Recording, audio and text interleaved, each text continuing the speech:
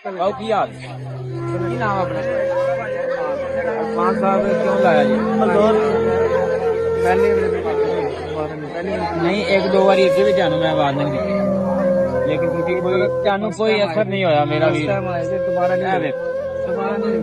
और भी कोई लगा मैंने वहा दे उस्ताद सिर्फ क्या लगा हर बारी भाईजान तुम इंज ही कहते चलो चुप किसी कोने ते लगा लो है किसी कोने ते लगा लो किसी मेरा भी किसी कोने ते लगा लो अभी जानो किसी किस्म की कोई ऐसी गल नहीं करते परेशानी के बाद मैं ना जो दोबारा नहीं होएगा तो फिर